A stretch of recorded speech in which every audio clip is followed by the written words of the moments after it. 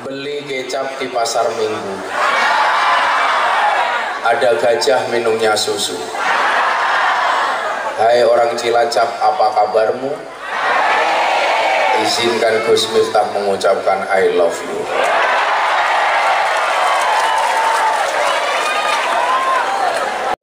Assalamualaikum warahmatullahi wabarakatuh.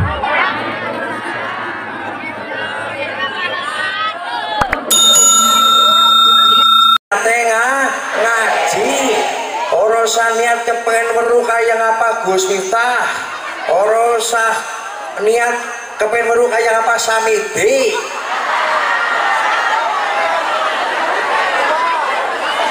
Niate siji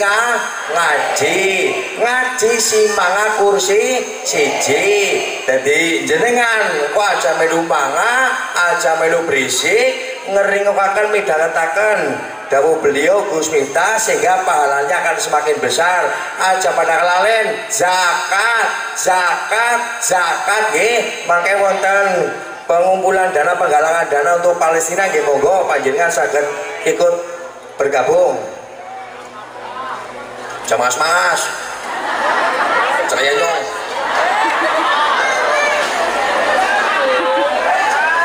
sabar baik, sedang dipersiapkan dan jamangah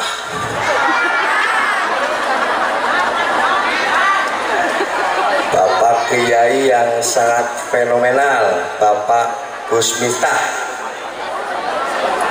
Beliau merupakan pengasuh pondok pesantren Ora Aji Yogyakarta. Jenengan sing duwe putra putri ngesu kon pada melu kegiatan Quran Center nggih. Kon pada mondok rumah sakit.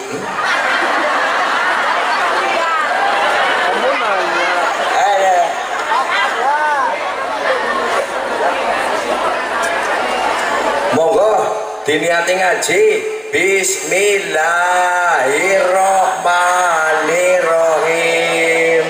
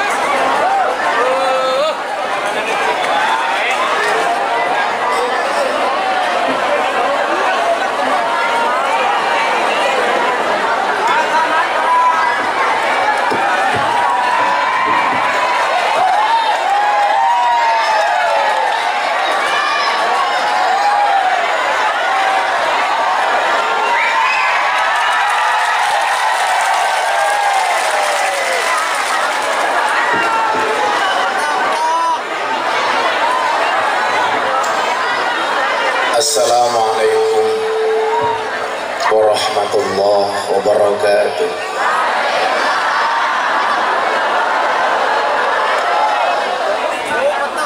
Alhamdulillahil qail.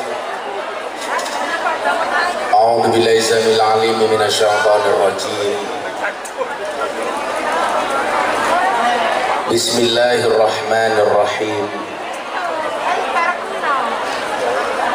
Alam taro kaifa daraballahu masalan kalimatan thayyibah ka syajaratin thayyibah asluha sabitun wa far'uha fis sama tu'ti ukulaha kulla hinin bi'idni rabbiha wa yadribullahu al-amsala linnas la'allahum yatadakkarun. Allahumma salli wa sallim wa barik ala hadan nabiyil karim Sayyidina wa maulana Muhammadin wa ala alihi wa ashabihi al-mujahidin at-tahirin. Rabbi israh li sadri wa yassir li amri wahlul 'uqdatam min lisani yafqahu qawli, amma ba'du.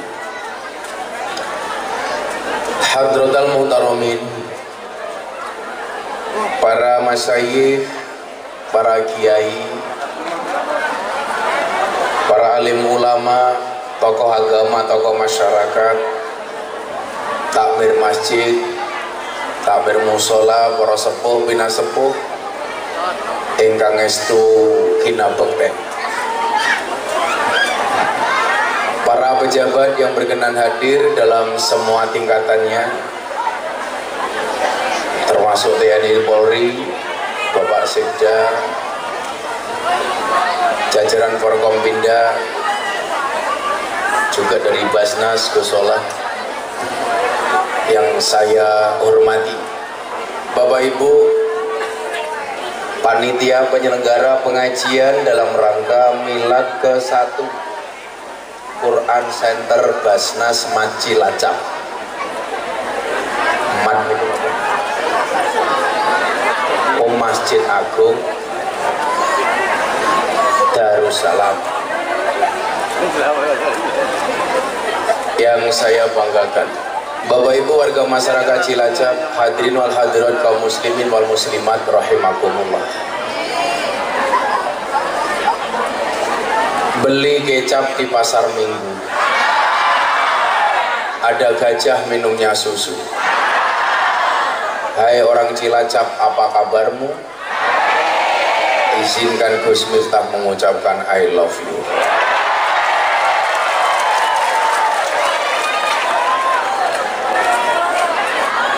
Alhamdulillahirabbil alamin, malam hari ini kita semua ditakdirkan oleh Allah untuk bisa bertemu dan bermujalasah di kesempatan yang baik, di acara yang baik, di tempat yang baik, bertemu dengan orang yang baik. Insya Allah selesai acara menghasilkan sesuatu yang baik. Amin Allahumma. Dalam sebuah hadis disebutkan al-arwah junudum mujannadah.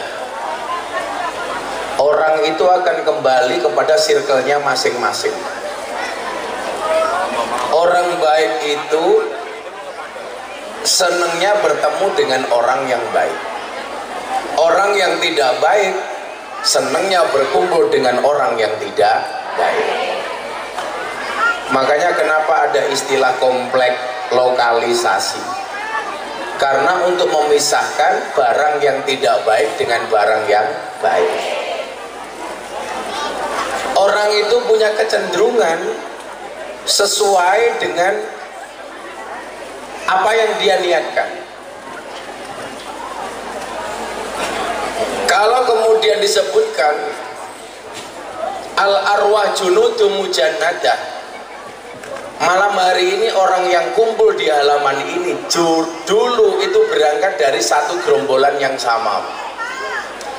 Walaupun akhirnya terpisah karena jarak dan waktu, ada yang tinggal di Cilacap, ada yang tinggal di Jogja, ada yang tinggal di Semarang, tetapi akhirnya juga akan ketemu kembali. Kenapa? Sesuai dengan kecenderungannya masing-masing.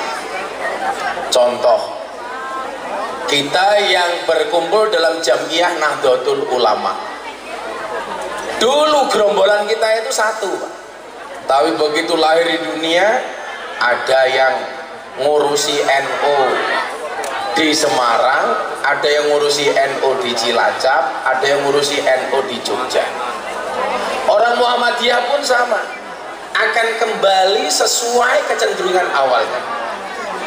Maka disitulah kemudian Ibnu Athaillah As-Sakandari mengatakan, la tashab man la yunhiduka haluhu wa la yadulluka 'alallahi maqaluhu. Janganlah bersahabat dengan orang yang tindakan-tindakannya tidak membuat kamu rajin dan perkataan-perkataannya tidak membuat kamu ingat dengan Allah. Apa kata Ibnu Athaillah? Jangan bersahabat dengan orang yang tindakan-tindakannya tidak membuat kamu rajin dan terengginas dan perkataan-perkataannya tidak mengingatkan kamu dengan Allah. Makanya saya itu lebih cenderung senang menggunakan bahasa sahabat. Kemarin di acara HUT Golkar di Jakarta bersama Pak Jokowi, saya bilang, nggak usah bangga punya teman segudang. Di saat kamu punya masalah, gudangnya menjadi kosong. Tapi banggalah dengan sahabat cuma satu. Tetapi di saat kamu susah, punya 1000 alasan, punya segudang alasan untuk menolong. Betul? Maka dikatakan khairul ashabi may yadulluka alal khair.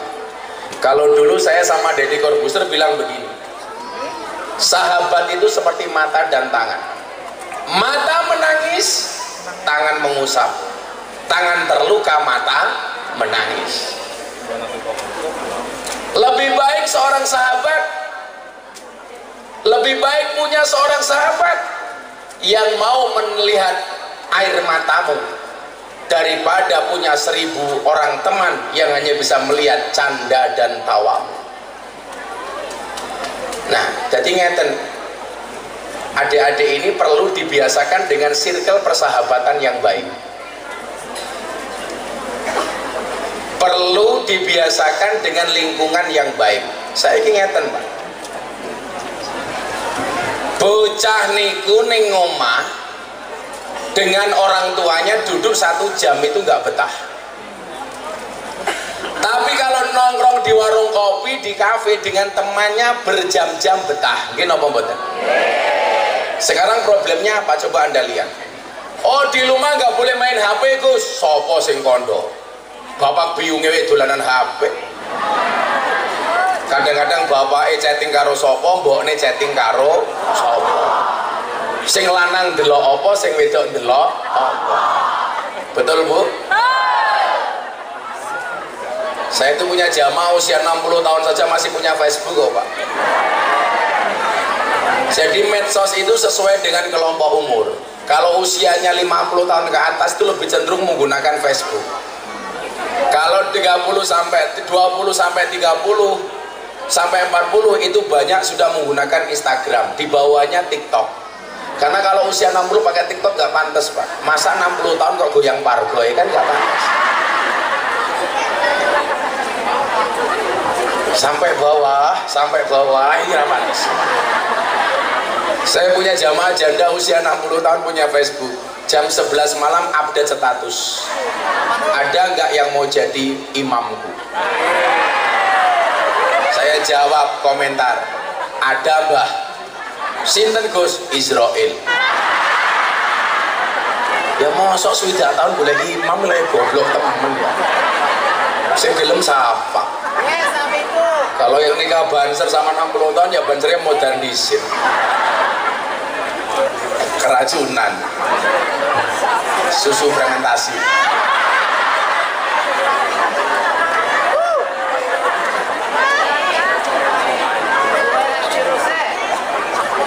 Maka khairul ashabi mayadulluka alal khairi itu berpengaruh kepada pola didik anak kita. Di rumah gak boleh main HP, jelas bohong. Bapak ibunya juga main HP.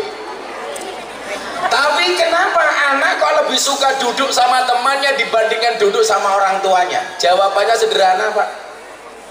Orang tua itu egois.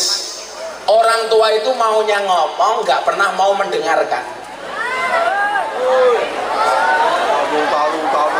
Sementara kalau anak di kafe nongkrong sama teman-temannya, dia bisa curhat, Pak. Mau ngomong apapun boleh.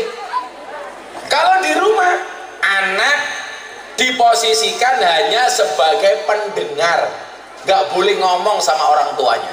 Yang lebih celaka lagi apa? Nasihat orang tua dari masa ke masa, dari waktu sama.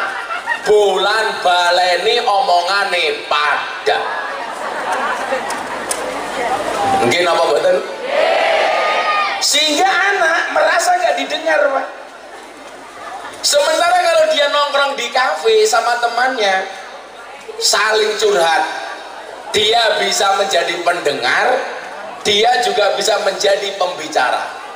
Dia bisa ngomong, dia juga bisa mendengarkan. Sementara kalau di rumah posisinya hanya disuruh mendengarkan. Padahal zaman sudah beda, Pak. Coba konsep hidup mawon. Orang dulu sama orang sekarang sudah beda, Pak.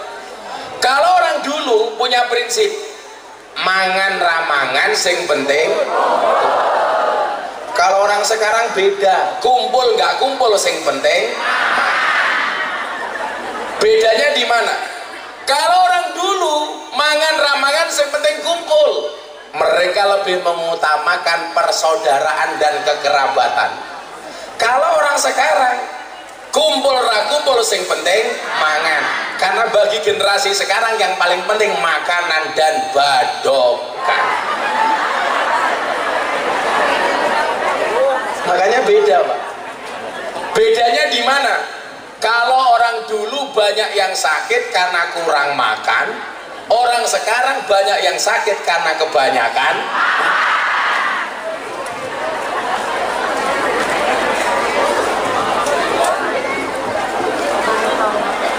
Lah inyong mangan apa langka?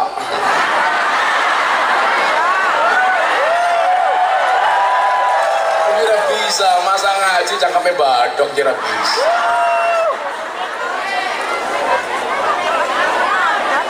Santai aja, Pak, sudah, Pak. Saya habis buka puasa tadi di Kebumen. Saya itu alhamdulillah masih terjaga puasa Daud. Sehari puasa, sehari enggak. Maka kenapa bentuk badan saya tetap proporsional? Karena saya rajin puasa. Sehari puasa, sehari tidak. Olahraga masih aja, sepedaan masih kadang-kadang, nge-gym masih. Kalau saya sepedaan, Pak, Jogja Sragen PP 250 kilo. Kamu yang suka sepedaan, pesan saya satu, tetap berhati-hati di jalan. Kenapa? Karena jatuh di aspal tidak seindah jatuh di pelukan mantan.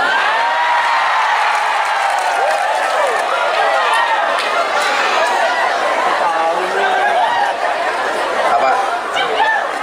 Oh, jangkrik saja cinta sama aku, mas apalagi janda.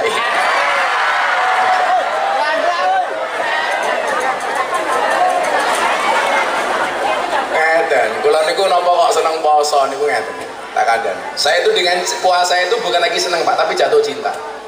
Makanya kenapa kalau saya puasa Daud, jatuh hari puasa dengan jatuh hari tidak puasa, saya lebih suka jatuh hari puasa. Karena saya jatuh cinta dengan puasa. Karena ini tadi ada filosofi tadi itu. Orang dulu itu jarang sakit, Pak, karena makannya cuma sedikit.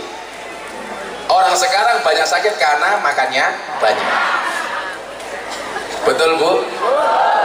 Saya kira apa toh? Arepe ngumpul mawon lho. Mesti pertama kali yang ditanyakan apa? Suguhane apa? Oh, suguhane apa kowe? Nggih napa mboten? Tapi nyuwun saya itu mendapati banyak hadis. Makanan itu persoalan sepele. Tapi jangan sampai kita disepelekan gara-gara makanan. Wong kaya hadis teng Wasiatul Mustofa ini. Ana hadis bunyinya begini, Pak. Man at'ama musliman, barang siapa memberikan makan orang Islam, biti binafsin, dengan full senyum. Biti binafsin itu bahasa anak muda sekarang full senyum. Maka apa yang dikatakan oleh Kanjeng Nabi, man atama musliman biti binafsin kataballahu lahu alfa alfi hasanatin. Allah mencatat baginya 1.000.000 kebaikan. Wa maha anhu alfa alfi sayyiatin. Allah menghapus 1.000.000 keburukan. Wa rafa'alahu alfa darajatin. Dan Allah akan mengangkat derajatnya 1.000 derajat. 1.000.000 kebaikan ditulis, 1.000.000 keburukan dihapus, diangkat derajatnya 1.000 tingkat. Hanya gara-gara apa, Pak? Makanan. Itulah kenapa saya bangga jadi orang NU, Pak. Karena orang NU identik dengan makan. Apa-apa makan. Lagu lagi jadi poso Gus awalnya menghindari tawaran makan dari panitia. Maka mungkin saya itu bisa dicatat orang yang paling jarang mau transit. Soalnya lah wis transit onone kon mangan tapi faktane ra sida mangan mergo diajak selfie.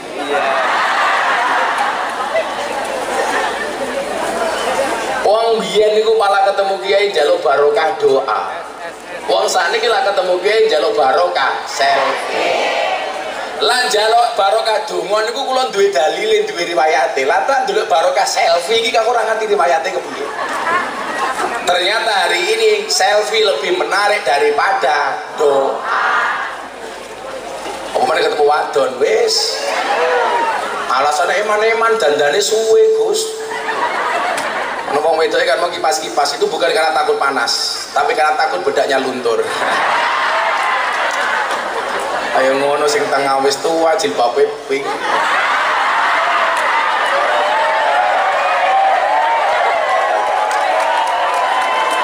Aku zizi.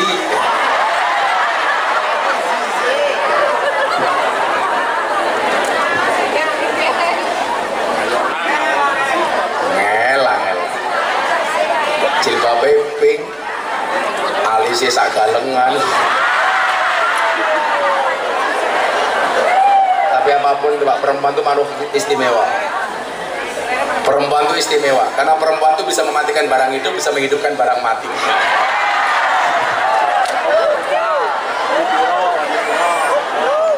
Ya salam. Balik tentang filosofi ini mau. Saya lagi kuasa sulendas, kula mumet banget. Ngajinya alon-alon mawon. Apa tadi bedanya orang dulu sama orang sekarang, Bapak Ibu? Orang dulu mangan ramangan sing penting kumpul. Orang sekarang kumpul ra kumpul sing penting. Maka coba Anda bisa melihat Pak, orang dulu tuh kalau bikin rumah itu halamannya luas Pak. Rumahnya gawe joglo, tempatnya luas, halamannya luas. Begitu punya anak, bikin rumah gak jauh-jauh. Tinggal ngedeki jejer ngomah nang ngarepe wong tuane. Anake papat gawe omah papat ning sampinge wong tuane. Maka semakin kesini orang tua dulu tanahnya semakin habis Pak. Mergo anak gawe omah yo ning sandinge wong tuane. Karena mereka berpikir tentang kekerabatan. Makanya nyuwun sewu, kekerabatan orang dulu itu keren Pak. Soal kekerabatan itu kan Kanjeng Nabi dawuh begini, a'rifu angsabakum tasilu arhamakum. Ketahuilah nasabmu supaya datang buahmu.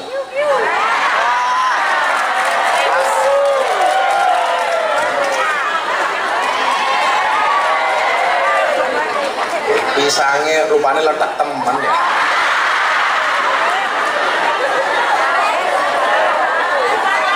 Ini bukan dewe kenapa apa udah.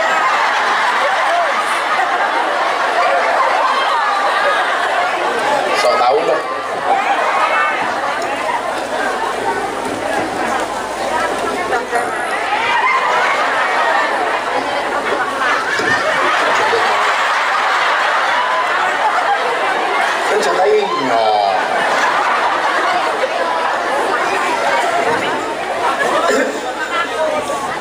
Jadi nyuwun sewu, kekerabatannya bagus. Bapak saya dulu itu waktu saya kecil, begitu lebaran datang, le kono Pak Demu yang sana itu kamu datang silaturahmi, ziarah lebaran Pak. Makanya orang orang dulu itu dengan ponakannya jauh masih kenal.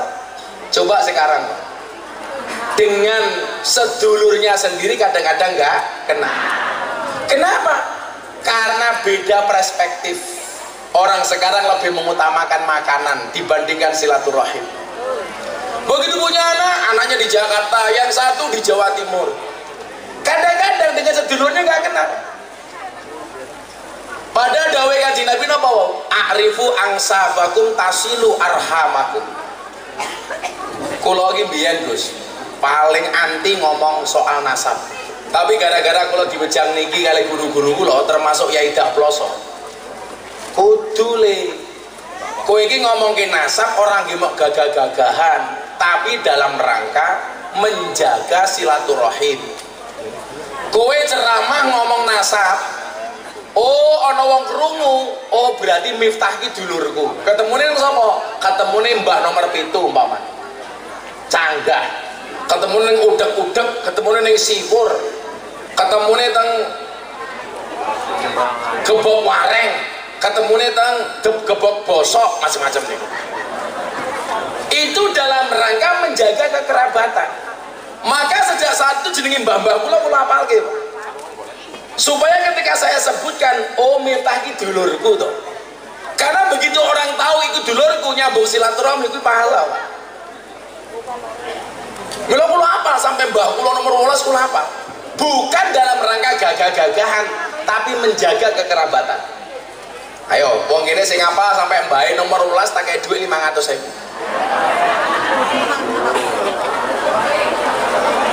Ya wis 1 juta. Tapi 18. Lagu lo apa?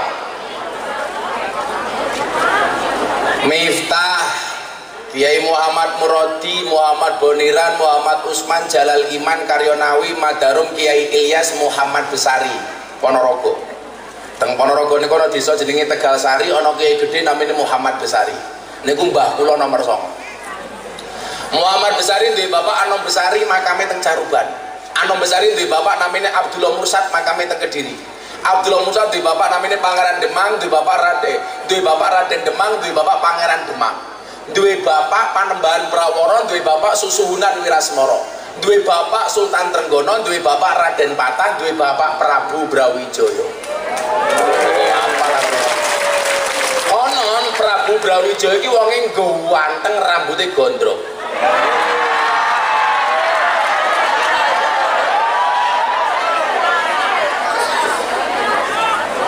Aku mau cerita. Jadi lah putune ganteng ini lumrah ngono. Lah Mbah Muhammad Besari niku mbah kula nomor 9 makame teng Ponorogo niku kaya 7 turunan. Pasti mbah kula kere, soalnya kula keturunan nomor 9.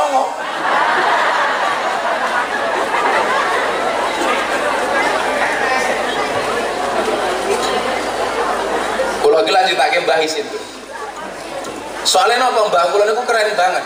Mbah Muhammad Besari iki duwe anak 9. Nomor 7 namanya Kiai Ilyas, duwe anak namanya Hasan Besari. Hasan Besari ini tiang top, santrine wong ampuh kabeh, Pak. Ronggo Warsito, Pujangga Keraton Solo. Nyuwun sewu, Cokro Aminoto, pahlawan nasional. Bos Cokro Aminoto.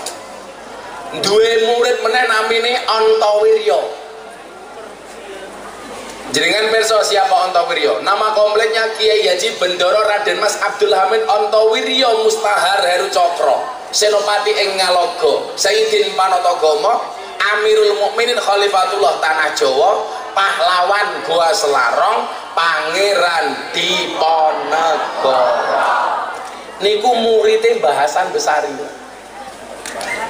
Mbah Hasan Besari niku adine mbah kula namine Nyai Madarum, podo-podo anake Kiai Ilyas, putu saking Mbah Muhammad Besari. Lah napa kula isih ngomong ke mbah kula santrine ampuh-ampuh, Pak. Mbah Hasan Besari niku santrine 15.000, santrine wong top kabeh. Salah sijine Ronggo Warsito. Sing duwe pujangga Indonesia akan dipimpin dari ini sampai ini. Niku Ronggo Warsito, senada dengan Jongko Joyoboyo. Niku Ronggo Warsito. Niku muridé mbah kula. Lah napa kula ngomong mbah niku isin. Soale lah haul teng Ponorogo niku mesti sing ngaji kula. Padahal salah siji haul niku isine napa? Wa yudkaru fihi manaqibul mutawaffa. Nyeritake manaqibe mbah kula. Mbah kula ceritane apik kabeh, muridé wong top kabeh. Lah kula duwe murid lonte, Pak. Jadi perbandingan ini terlalu adoh, Pak.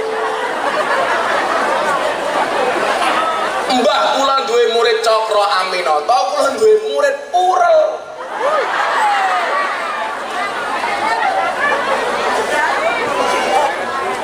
Tapi kula nggih duwe alasan.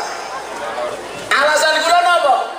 Kulla syai'in idza kasura rahusa illal adaba. Segala sesuatu kalau jumlahnya banyak itu pasti murah kecuali adab. Kalau adab itu Pak semakin banyak semakin mahal. Makanya mbak-mbak, mas-mas, adik-adik Cilacap kalau pengen mahal gampang. Satu, jadilah orang yang beradab. Dua, jadilah barang yang sedikit. Barang itu kalau sedikit langka, kalau langka antik, kalau antik harganya kiai itu banyak. Saya ngurusi lonte jarang. Siapa? Gus Miftah. Berarti Gus Miftah kiai? Kiai larang goblok. Kiai lonte.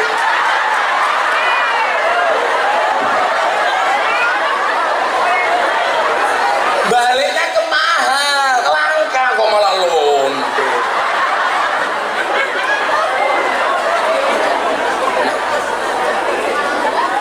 Tapi di sini kemudian kita diingatkan, wasyarrul alamina dawul khumuli idza fakhartahum dzakarul jududa. Ini saya mau membangun generasi anak-anak ini. Iki temanya apa toh? Mencetak apa sih? Pas, mencetak generasi. Qur'ani. Wasyarrul alamina dawul khumuli idza fakhartahum dzakarul jududa. Kalau pengen matur niki supaya jenengan sing rumangsa mbahe gede ya ora usah sombong, sing rumangsa mbahe cilik jangan kecil hati. Bagaimana kita membangun peradaban sendiri, Pak? Wasarul alamina dawul khumuli idza fakhartahum dzakarul jududa. Generasi yang paling jelek itu apa? Generasi yang ketika ada orang hebat dia mengatakan, mbahku dulu lebih hebat daripada orang ini. Nenek moyang saya dulu lebih keren daripada orang ini. Tapi di saat dia ngomong seperti itu, dia bukan siapa-siapa. Dan ini penyakitnya para Gus. Selalu terbawa mimpi sejarah, nenek moyang saya orang top, mbah saya kiai besar. Tetapi di saat dia mengatakan itu, dia bukan siapa-siapa. Wow, mbahku top, mbahku pahlawan nasional, mbahku yang sing gawe Cilacap, mbahku penghuni Nusa Kambangan pertama kali.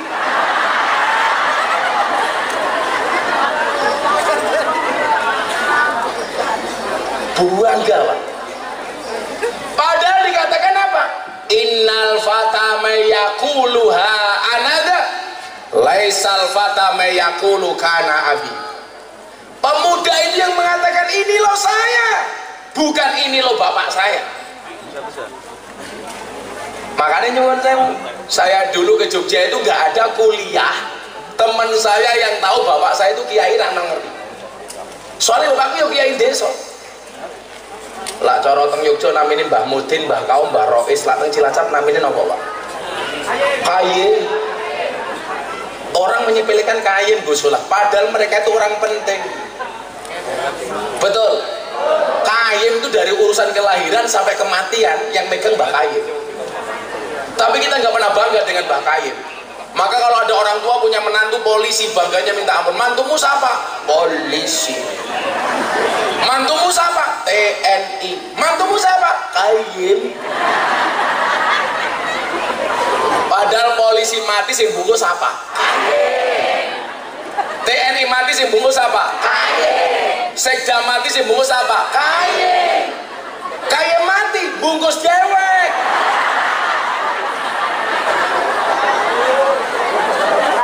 Jangan sia-siakan kain. Makanya dulu Gus Dur tuh punya majelis namanya Masyura, Majelis Silaturahmi Ulama Rakyat. Itu yang diambil kiai-kiai kampung termasuk Mbah Kayim. Yang bisa melakukan itu Pak hanya Gus Dur. Namanya Masyura, Majelis Silaturahmi Ulama Rakyat. Karena mereka ini penting. Saya bangga bapak saya sekelas Kayim. Saya dulu diam-diam bikin pesantren di Jogja. Dinyek Pak. Bapak kena ora jelas gue pesantren. Bapaknya siapa? Dudu anaknya kiai dicelegus, ngaku-ngaku. Jenenge ora aji sisan. Siapa ora jelas. Lah kula kali Gus Lan iki mun kenal dangu sebelum saya viral. Jadi minimal nganti sejarah kula. Sampai puncaknya nyuwun sewu. Tahun 2008 tuh di kamarnya Habib Lutfi, saya diajak masuk. Juragan masuk. Saya tuh masih miskin Pak, dipanggil Habib Lutfi sudah juragan. Ternyata itu doa dari beliau. Alhamdulillah Pak. Saya dulu bingung saya nggak punya apa. Sekarang saya bingung apa yang saya nggak punya.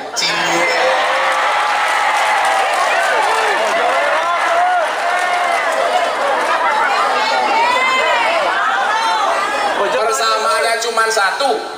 Saya dulu miskin, sekarang saya kaya, tapi sama, tetap istrinya tetap satu. Cemen matamu, cemen.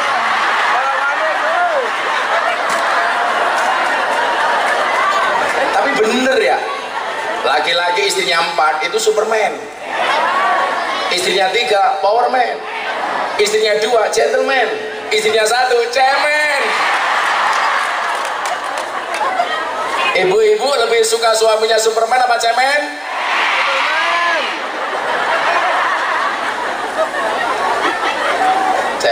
Cemen.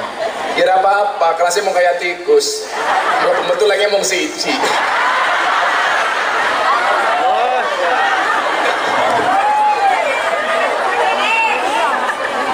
Kira apa-apa. Si lucu tanggane inyong ya. Utara rumah saya itu kan kuburan Pak. Tetangga saya mati, istrinya dikubur di utara rumah saya. Hari kedua suaminya bawa kipas angin ke kuburan. Saya bilang kalau istrinya mati dikirim tahlil, kenapa kamu bawa kipas angin? Bah, istri saya wasiat. Apa wasiatnya? Saya boleh menikah lagi kalau kuburannya sudah kering.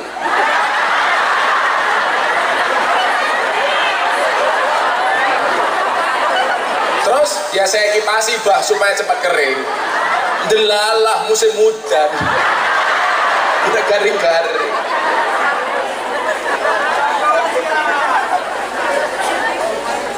Dulu Habib Lutfi bilang gini sama saya Pak, di kamar beliau ini, Le, kamu tak kasih tahu apa Bah? Dan ternyata saya betul-betul merasakan firasatnya Habib Lutfi itu terjawab sekarang. 2 hal, saya banyak belajar dari beliau, tapi 2 hal ini jenengan persani. Ternyata yang disampaikan waktu itu terbukti hari ini. Nomor 1 beliau bilang begini sama saya di satu kesempatan. Akan datang satu saat kamu akan menemui di mana hasutnya kiai itu lebih besar dibandingkan hasutnya santri. Saya waktu itu mikir, mosok kiai hasut? Ternyata benar. Saya dulu dinyek bla bla bla bla bla bla bla bla. Allah ngersake saya viral tahun 2018 gara-gara saya ngaji bersama para telembok. Viral, rame temen. Gara-gara saya viral, saya dimasukkan ke WA grup Asparagus Jawa Tengah dan DIY. Waktu itu masuk ke Gus Kulo. 2 bulan kemudian saya dikeluarkan dari grup. Alasannya apa? Miftah nggak pantas berada di WA grup para Gus. Yang mengeluarkan saya dari grup orangnya saya masih ingat, tak Japri, matur nuwun. Allah takdirkan Pak, 8 bulan kemudian saya kembali viral. Deddy Corbuzier masuk Islam. Semua orang membicarakan Gus Miftah, WA grup isinya Gus Miftah sama Deddy Corbuzier. Saya kembali dimasukkan ke WA grup. Bahasanya begini, selamat datang kembali Gus Miftah di WA grup para Gus. Saya komentar sekali langsung keluar. Komentar saya apa? mohon maaf, saya tidak pantas berada di grup gus-gus yang terhormat. Izin saya meninggalkan grup, mood keluar. Maka saat itu saya punya quote, bahasa saya apa? Ketika ada orang lain menertawakanmu dengan kegagalanmu, maka kamu harus bisa menertawakan mereka dengan kesuksesanmu.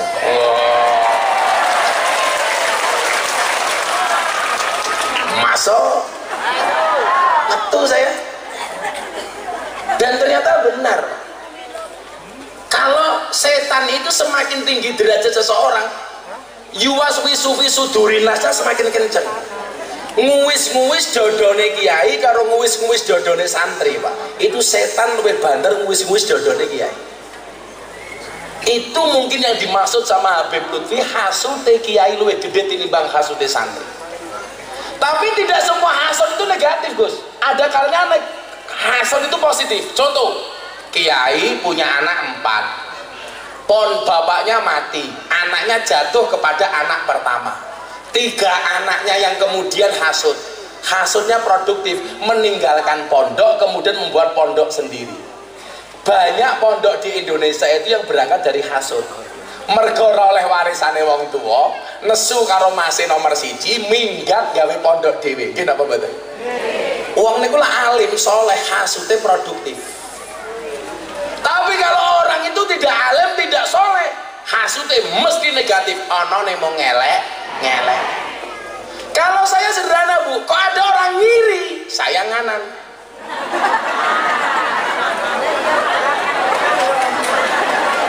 Karena kalau ikut-ikutan ngiri, nanti konvoy kayak kampanye. Ini mau jadi maksud. Wasarul alamina dawul khumuli idza fa'akhirtahum dakarul jududa. Dia mengatakan bapak saya lebih hebat daripada orang ini. Ini jelek banget ini. Kemudian dilanjutkan, wa khairul alamina du hasabin qadimin aqama li nafsihi hasbang jadida. Ini baru top. Generasi yang paling hebat itu di mana? Ketika dia memiliki nasab yang besar, tetapi dia mampu membangun peradabannya sendiri, membangun kehebatannya sendiri, membangun kebesarannya sendiri, tidak terpaku dengan memori masa lalu. Bapakku ampuh, tapi saya juga harus bisa lebih ampuh. Makanya saya dulu ingat, rambung kuliah mau dipek mantu sama kiai Jawa Tengah. Ini kiai besar, saya nggak mau, Pak. Saya bilang, mohon maaf Pak Kiai, saya istikharah dulu. Padahal mau nolak secara halus. Lah ngomong, enggak, kan nggak enak. Saya istikharah. Sama mas-mas tuh, kalau suka sama cewek kamu istikharah. Kok kamu suka cewek janda apa gadis? Nah, pilih yang mana kamu istikharah. Tapi ingat, sebelum istikharah yakinkan dua-duanya mau sama kamu. Yang menjadi masalah sudah istikharah nggak ada yang mau, modal.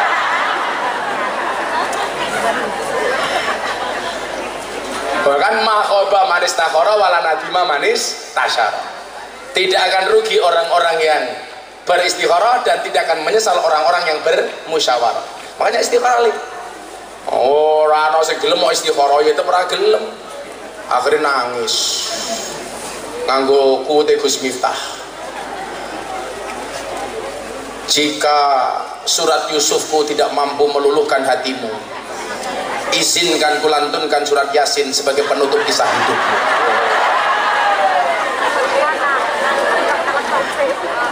Wih gagal malah gue nangis. Kupinang kau dengan bismika Allahumma ahya wa bismika abad. Karena aku sadar diri memilikimu hanyalah sebuah mimpi. Dungannya kayak gue, dungannya kayak inyong. Ya Allah, jika dia istriku jadikan dia jodohku ya Allah. Namun jika dia jodoh orang itu adalah aku ya Allah.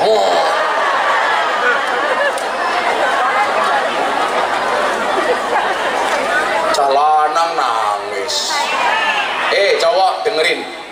Jika kamu yakin jodohmu diatur oleh Tuhanmu, maka jangan pernah kamu tumpahkan air matamu di hadapan wanitamu.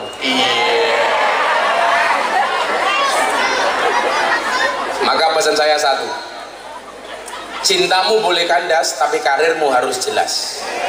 Kenapa? Karena karir yang jelas akan mengundang cinta yang berkelas.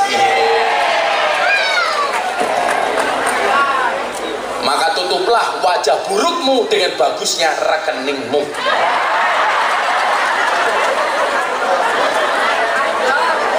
Sekarang cowok yang good looking Pak kalah dengan cowok yang good rekening. Karena berangkat dari good rekening akan menjadikan wajah istrinya glow. Dan di balik wajah istri yang glowing ada suami yang golong komeng.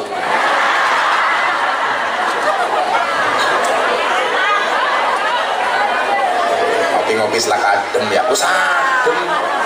Ini jauh panas. Kalau bikin kopi dikasih gula, gulanya tolong jangan diaduk supaya manisnya di akhir. Kenapa? Karena kalau manisnya di depan sudah biasa kayak cangkeme caleg. Iya.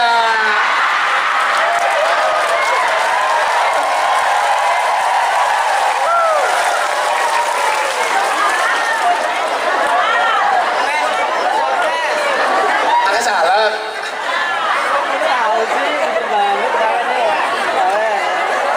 Hati-hati.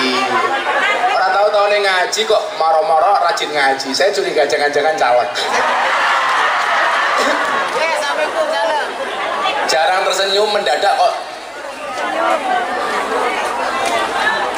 wajahnya cerah, banyak senyum. Saya curiga jangan-jangan caleg. Gak kenal NU, tahu-tahu pakai peci NU. Cie.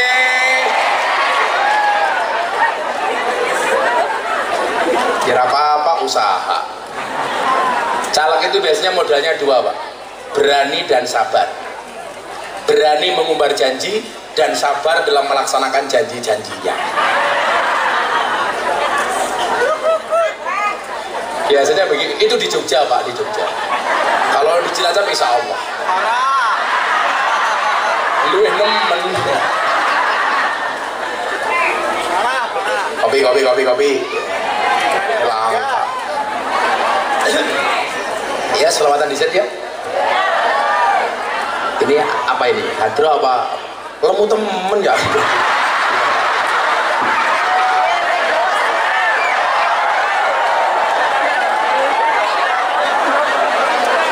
Ampun ya Allah, gede ini. Kamu jangan gede-gede. Karena ada penelitian yang mengatakan wong lanang wetenge gede biasanya manuknya cilik.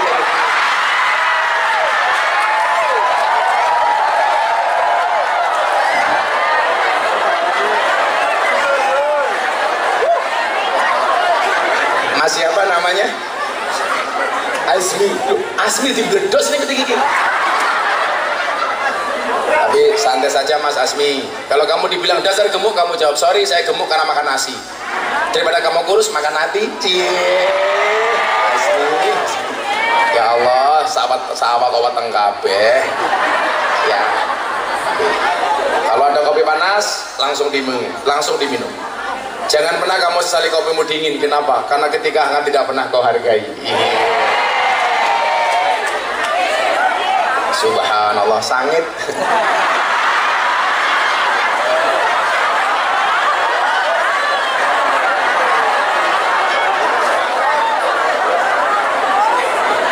Saya itu harus ngopi Pak, karena hidup itu butuh inspirasi bukan halusinasi.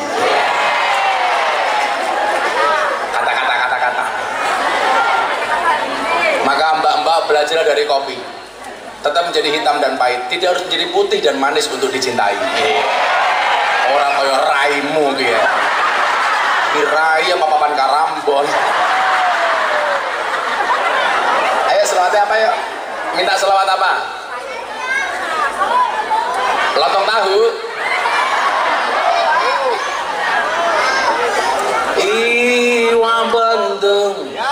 Iwa bandeng ngono iwa sepat, tak miring gandeng, muga-muga bojone papan.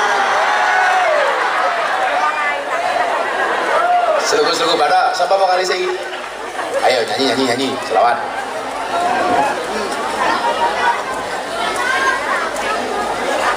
Sallu ala Nabi Muhammad.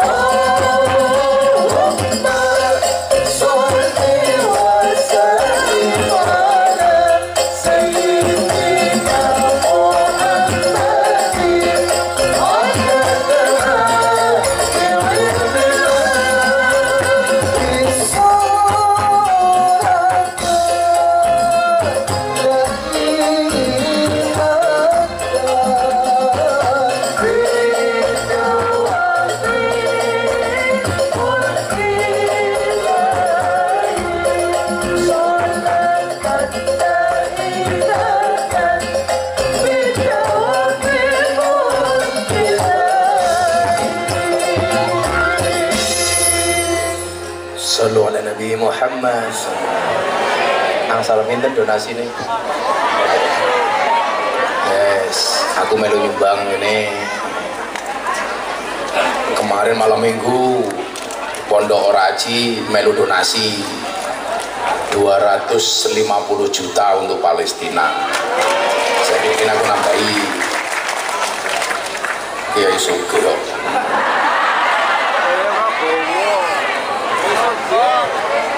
Wassalam. Yang gemuk juga nyumbang. Asmi. Apa Bu?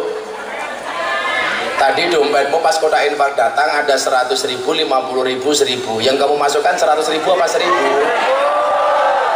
Kere. Delok kunyo kebun binatang sangone 100.000. Pengajian deleng kiai infake 1.000. Berarti larang kiai napa kunyo? Jenengan luwih ngajeni kiai apa kunyo?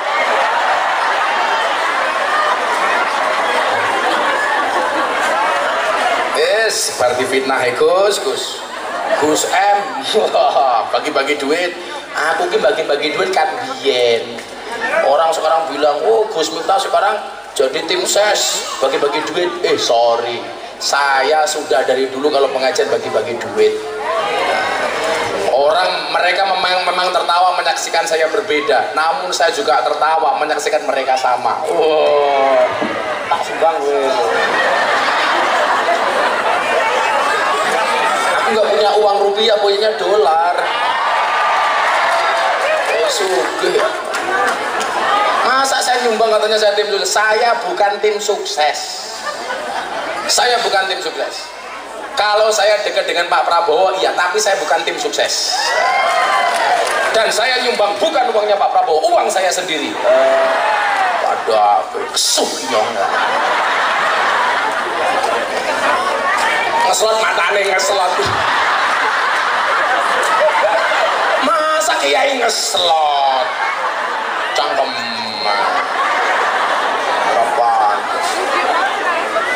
Apa? Nah, 1, 2, 3. Sampai niki ya 1.500.000 goblok. 3, 4, 5. Kalau 10 juta berarti berapa lembar Gus? 7 ya. 6, 7. Wah, ini 10.500.000 nya.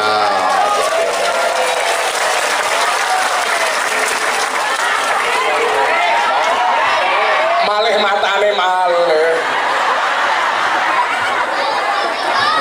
Yes, ki bocah Asmi dan kawan-kawan sangoni cah kira 6 ping 10.000 ya 60.000.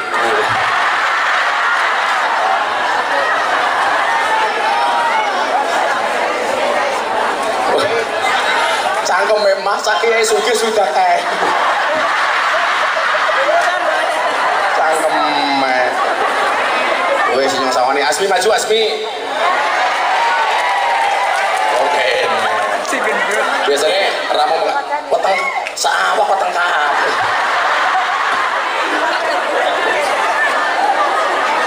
Umurnya pira? 21. Raimu tua temen. Wis rapi durung.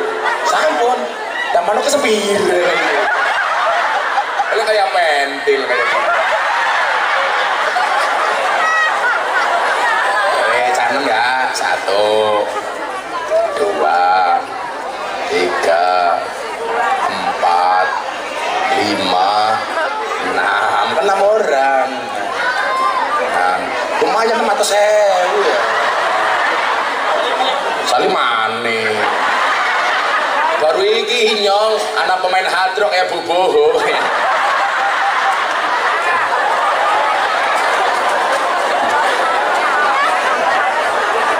Ya Allah. Apa? Ini santri. Santri juga minta. Sorry, aku kalau sama cewek gak mau ngasih uang. Maunya kasih nafkah. Iya. Ini santri dari mana Pak? Santri sini. Yoi, tak kasih santri sini perwakilan 1 maju. Satu perwakilan aja ya kamu anak kecil ini yang paling kecilin loh, yang paling kecil. Ah sini. Ya kamu yang paling kecil, maju sini.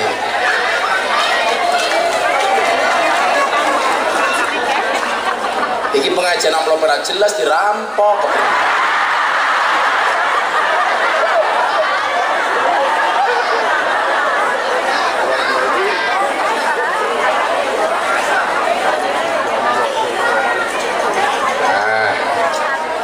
Jaluk mah santrinya bira. Hah? 30 akeh temen ya? Motor kayaknya 30 kali 50 berarti bira. Hah? Oh 1,5 juta akeh temen. Ora apa-apa, kiai sugih. Sesusu berarti tak kasih 1.500.000. Ini 1 juta. Namanya siapa? Dipakai mic? Micnya mati. Alhamdulillah. Safira umur pira? 10. Iya jenenge siapa? Ustaz Miftah. Iya, Miftah. Cita-citanya pengen jadi apa? Guru. Pengen guru sih. Gak pengen mendampingi Gus Miftah begitu? Anak kecil emangnya nyong saya puji. Ini 1 juta. Nah, anak 30 berarti 1.500. 1, 2, 3, 4, 5 ya. Bagi teman-teman ya. Kenapa pengen jadi guru? Kenapa pengen jadi guru? Biar mengajar anak sekolah. Oh, kalau bapak-bapak, mas-mas punya istri guru, jos masuk kamar, istrimu langsung bertanya, papa masih ingat pelajaran kemarin? Lainnya langsung jawab, lupa mama. Istrinya langsung bilang, ayo papa ulangi lagi. Orang paham yang guru. Yang guru.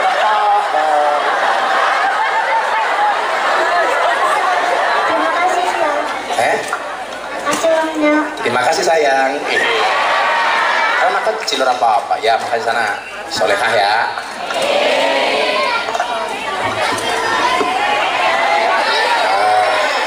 Apa maning? Oh sorry.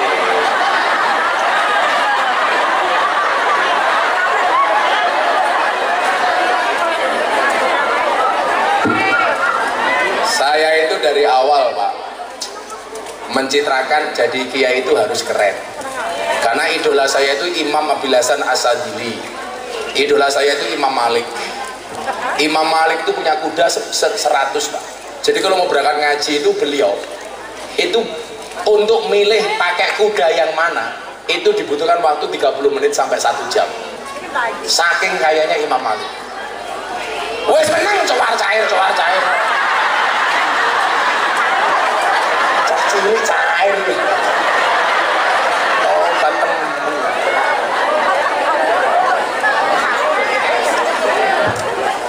Saya itu suka sama anak kecil kenapa? Di dalam surga itu besok ada satu tempat namanya Darul Faroh. Darul Faroh itu tempat paling menyenangkan di surga. Ketika ditanya itu untuk siapa wahai Nabi? Darul Faroh itu akan diperuntukkan bagi orang yang membahagiakan anak kecil. Makanya masjid kita itu harus lama anak kecil, jangan sombong. Kadang-kadang orang tua itu kan egois, apalagi waktunya Ramadan masjid rame, anak kecil nggak boleh ke masjid, nanti rame ganggu khusyuknya orang tua. Betul? Itu salah. Kalau orang tua punya prinsip ramenya anak kecil ganggu khusyuknya orang tua, anak kecil juga punya prinsip khusyuknya orang tua ganggu ramenya anak kecil. Itu masjid tidak ramah anak-anak. Kalau saya biarkan anak rame di masjid kan lebih bagus Pak, daripada rame di jalan ya. Mindset orang tua itu perlu dirubah. Jangan kemudian anak malah dianggap sebagai hama di masjid. Salah, ini masa depan kita. Makanya kalau saya di pondok sore ada anak-anak dinia, saya seneng Pak. Mereka lari ke sana kemari, ada bakul bakso, saya panggil, bakso sini, masih Gus, ya sana jual lagi.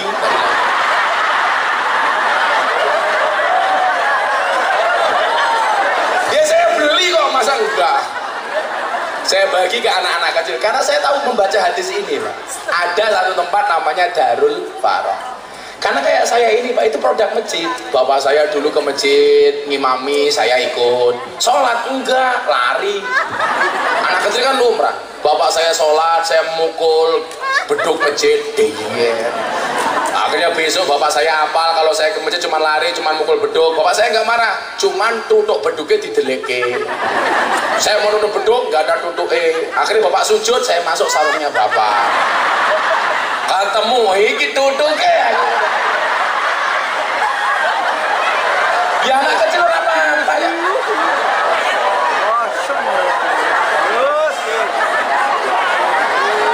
Jadi gini loh Pak Bu, kita lanjutkan yang tadi itu ya.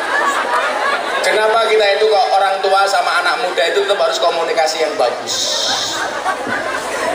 Apa bedanya doa orang dulu sama orang sekarang Pak? Orang dulu itu doanya Pak, nggak fasih tapi mandi. Nggak fasih tapi mandi. Orang sekarang ini fasih tapi banyak yang nggak mandi. Ternyata itu ada dalilnya Bapak Ibu. Maka kenapa kita itu yang fase-fase anak muda gak boleh sombong dari orang tua, tapi orang tua juga jangan egois kepada anak-anak. Jadi Syekh Ali bin Abi Bakar As-Sakron beliau mengatakan begini, ad-du'a'u min salimil janan aqrabu minal qabul min fasihil lisan. Jawabannya ini ternyata doa yang dibacakan oleh orang yang hatinya bersih itu lebih cepat diterima oleh Allah daripada doa yang dibacakan oleh orang yang lisannya fasih. Orang dulu lisannya nggak fasih tapi hatinya bersih. Orang sekarang banyak yang lisannya fasih tapi hatinya kurang bersih. Loh, wong-wong biyen iku lama maca donga Pak, mbah-mbah lebih niku coba membaca doa selamat saja kadang-kadang gak karu-karuan Pak, domire double-double. Allahumma inna nas'aluka salamatan fid dinina wa afiatan fil jasadina. Tapi mandi Pak. Irhamna ya arhamar rahimin. Orang dulu baca irkamna ya arkamar rahimin. Lomba saya itu kalau baca al-berjanji alah 11 rapena Pak. Tapi ada mahabbah. Keren. Kalau anak sekarang baca al-berjanji kan, apa mana kayak kelasnya bocah-bocah Azmi dan kawan-kawan. Ya Allah bentuknya ya Allah. Pantesan panggung jeblak mundur kayak gini. Berat di belakang. Tapi santai saja Azmi. Ada teori yang mengatakan 100 kg di bumi sama dengan 30 kg di Mars. Itu artinya Azmi tidak gemuk, hanya salah planet. Kita doakan mudah-mudahan tahun depan Azmi diundang ke planet Mars. Pulang tinggal nama.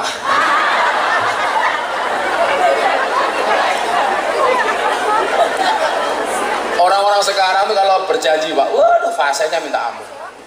Amtirillahumma qabrul karim biarfin sadiyim min salati wa taslim. Allahumma salli wa sallim wa barik alaihi wa ala alihi. Orang sekarang lah babah kita dulu membacanya biasa Pak, tapi nyentuh dalam hati karena hatinya bersih. Wah, mbah saya kalau dulu baca al-berjanji itu ngetrillahumma qabrul karim bi arfin sadiyyin min salati wa taslim. Mbah-mbah kita ngatin nanti ngetril Pak. Orang sekarang kalau membaca apa asih abadadi ulimla bismidzatil aliyah Allah mustadirran faidal barakati ala ma ana lahu wa aula ya Allah.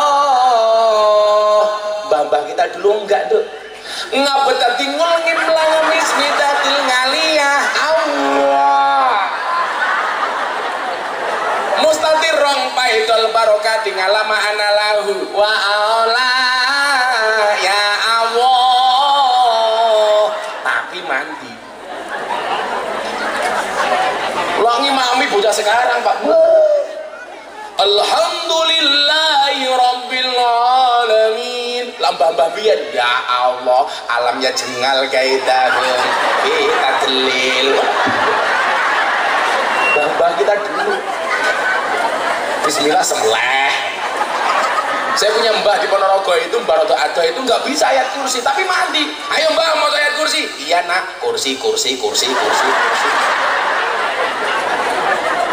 Ternyata jawabannya tadi itu Pak, ad-du'a'u min salimil janan aqrabu minal qabul min fasihil lisan. Jawabannya ternyata itu.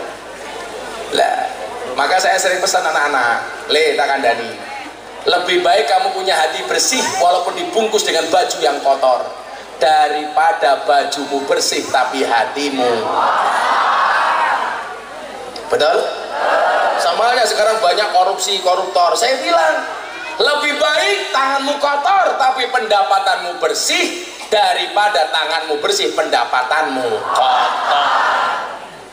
Makanya satu keliling Indonesia Pak, rata-rata di Indonesia itu problemnya satu yang paling berat, jalan bosok. Itu di mana-mana, Cilacap pada. Problemnya itu, kok ngece faktane ya. Itulah bedanya daerah sama Jakarta. Kalau daerah banyak jalan berlubang, kalau Jakarta banyak lubang berjalan. Kalau daerah banyak jalan berlubang, problemnya karena nggak ada anggaran. Kalau lubang berjalan menghabiskan anggaran. Loh, saya keliling ke Kalimantan, Sumatera pada Pak jalan ini bosok. Sopir saya bilang begini, ini yang merusak jalan itu itu mobil truk, bis, tronton, dan lain-lain. Mobil-mobil besar. Saya bilang kamu salah. Yang merusak jalan itu bukan mobil besar, bukan truk, bukan tronton, tetapi mobil mewah. Kok bisa? Ya, karena anggaran yang seharusnya digunakan untuk membangun jalan malah dikorupsi oleh oknum pejabat untuk beli mobil. Loh, gak bahaya tak? Hurra! Cah kendel lah. Hurra! Bahaya itu kamu malam Jumat gak punya istri bikin status malam sunah Rasul. Iya. Goblok temen. Azmi. Oh enggak ada. Aman. Kayaknya bojone khilaf ya. Kayaknya dipelet kalau Azmi ya. Semoga bojone Azmi cepat mateng. Amin. Kembar anak 15. Oke, jadi kalau orang tua aja sio-sio le, karena orang tua itu bagaimanapun walaupun mereka tidak fasih tapi keren. Ya cuman kadang-kadang itu mindset orang tua itu perlu dirubah. Anak-anak kecil gak boleh ke masjid itu banyak Pak. Terus begini loh Pak ya, takmir masjid itu sebenarnya bukan ngatur, tapi melayani. Mindsetnya itu perlu dirubah. Kadang-kadang kita tuh kan jadi takmir, sing ngatur aku, salah. Takmir itu memakmurkan, berarti melayani, bukan ngatur. Lah mindset kita tuh kadang-kadang kalau pegang masjid itu ngatur, bukan melayani. Betul? Jadi takmir itu melayani, bukan ngatur.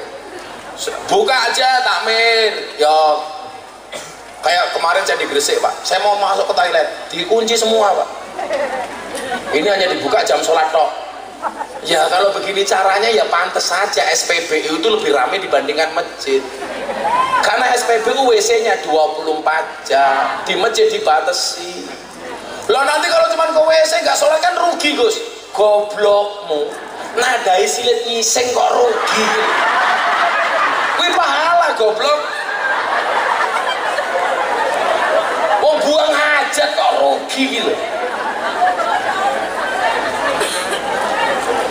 Kayak orang dilarang tidur di masjid. Kenapa? Nanti kalau sholat subuh nggak bangun gimana? Ora apa-apa. Kalau subuh nggak bangun sekalian disolatkan. Repot amat. Pakai tiga gampang mawon. Gus, masjid terus dikunci, khawatir nanti ada maling masuk. Saya malah bersyukur, maling saja mau ke masjid. Masa kamu enggak? Berarti kamu kalah sama maling. Ya maling. berawal dari nyolong dapat hidayah. Mindsetnya harus positif saja nih. Kayak saya dihapusi, enggak kalau saya bilang, "Bang, dihapusi wong, ora dihapusi." Kuwi carane Gusti Allah gawe sugih awake dhewe. Karena Allah itu harus punya alasan mau nambah saya rezeki. Alasannya apa? Karena saya ditipu sama orang. Kan ngono. Mau salahnya siji, Gus. Saya itu paling gak suka ya. Kalau kita itu dikasih ujian sama Allah selalu membandingkannya dengan Kanjeng Nabi. Orang apa-apa aku dimusuhi, Kanjeng Nabi dimusuhi. Ya beda. Kalau Nabi itu dimusuhi, Nabi mesti benar, musuhnya mesti salah. Kalau kita yang dimusuhi, kita bisa benar, kita bisa salah. Oh coba banding-banding, ya beda. Maka disitulah sebenarnya kerennya Allah itu mendesain Kanjeng Nabi, Pak. Nabi Muhammad itu ketika dikatakan ana basarun mislukum, yang kemudian ditafsirkan Muhammadun basarun lakal basar, itu menunjukkan apa?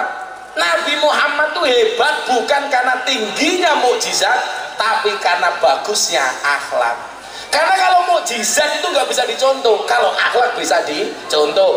Makanya sisi-sisi kemanusiaan Nabi itu diperlihatkan. Bagaimana cara Nabi makan, bahkan Nabi kadang-kadang makan di depan rumah sambil ngangkat kaki, supaya orang tahu bahwa Nabi itu kalau nggak makan juga lapar, supaya nggak salah kejadian kayak Nabi Isa. Nabi Isa itu besok diaudit sama Allah karena salah kejadian, Pak. Nabi yang seharusnya ngajak umat nyembah Allah, karena Nabi Isa itu terlalu sakti, akhirnya malah disembah sama umat. Lah Nabi Muhammad itu didesain, Pak. Itu mujizatnya biasa-biasa saja, tapi akhlaknya istimewa. Maka Muhammadun basarun lakal basar, mangane kelihatan, tidurnya kelihatan. Ning bedone wong Cilacap karo Kanjeng Nabi siji. Nabi Muhammad tuh makannya sedikit, tidurnya sedikit. Kalau orang Cilacap sedikit-sedikit makan, sedikit-sedikit tidur. Ya wong iki. Contohnya Asmi.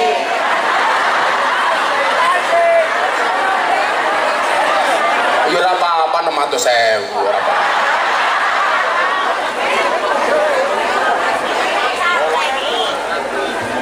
Oh jeluk dolar. Kan kamu sudah dolar, dodone melar kan.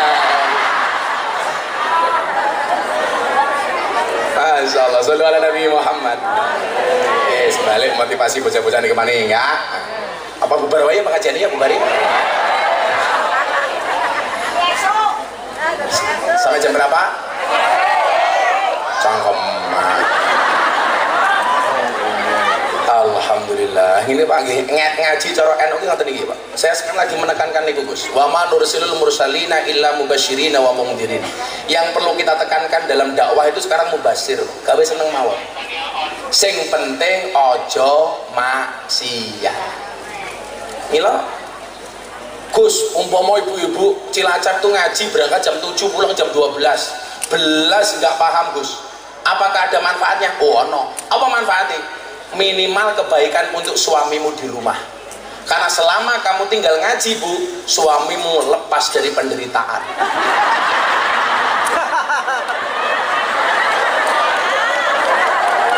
Sebagai wong NU ki ngoten niku, Pak. Wong NU ki ngajine santai mawon. Pokoknya mubasir karena yasiru wala tuasir, basiru wala tunafir. Digawe entek mawon. Wong nyatane sahabate Kanjeng Nabi mlebu surga dengan tersenyum nggih wonten namine Nuaiman. Oh, mau gawe seneng karo Kanjeng Nabi. Lah kula lagi mikir ngeten, Nuaiman kuwi mlebu surga mergo iso gawe seneng Kanjeng Nabi. Kula napa kok ketemu jenengan niku kula gawe seneng, soalnya jenengan umatnya Kanjeng Nabi. Padahal Kanjeng Nabi niku sing paling ditresnani umate. Buktine mau meninggal yang dipanggil umati. Padha karo kiai-kiai sing nyalek, orang mati wis nyeluk umati. Umati, aku nyalek umati. Coblos aku umati.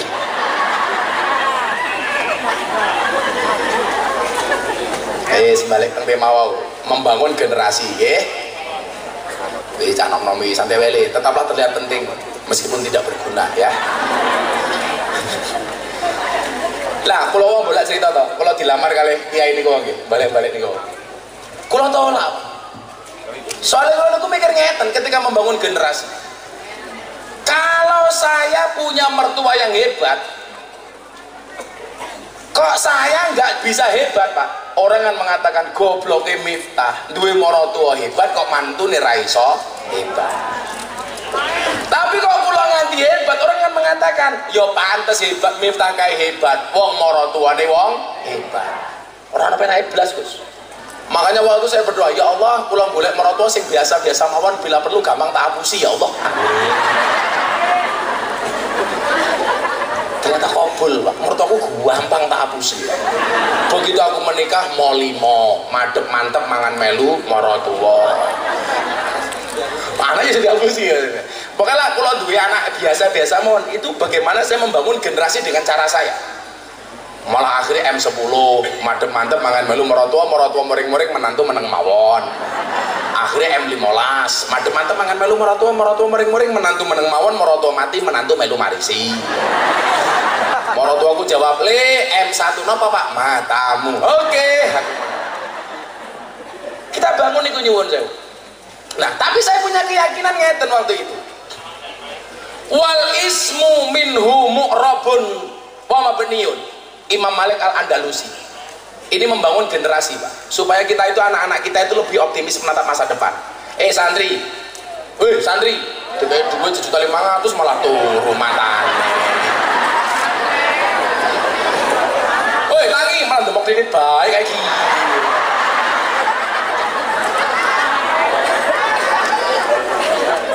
Santri itu S-nya salikun ilal akhirah, pokoknya tujuannya akhirat.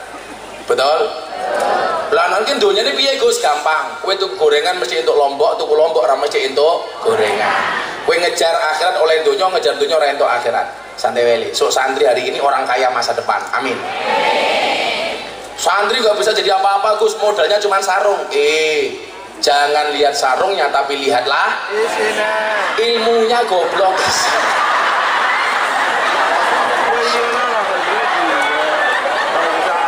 Di sini paling cilik kayak Asmi.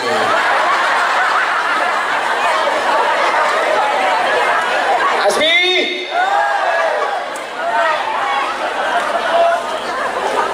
Salikun ilal akhirah. Kemudian A-nya apa? Anibun ilallah. Semuanya dikembalikan kepada Allah. N-nya apa? Naibun anil masyayikh. Murid hari ini guru masa depan. Amin.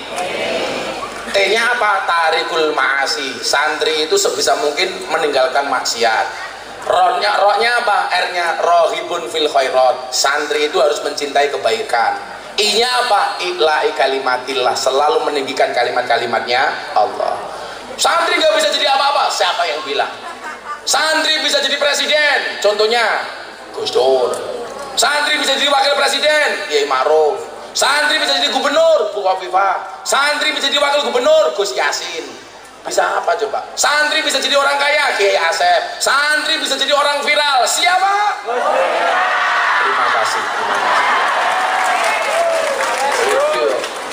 Optimis. Nah, apa bedanya orang optimis sama orang pesimis?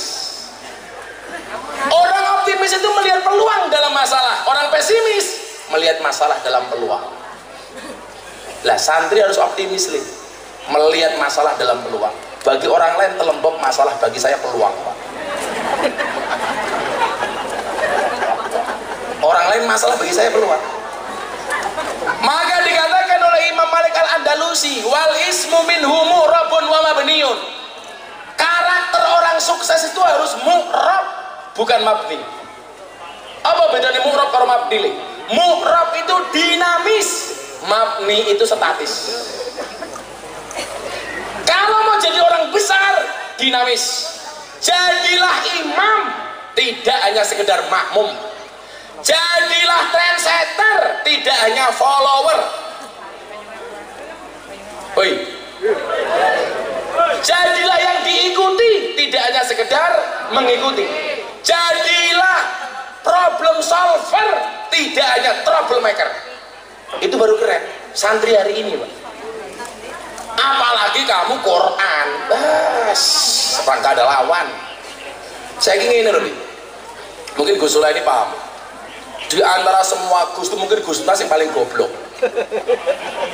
Dan saya bangga jadi orang goblok.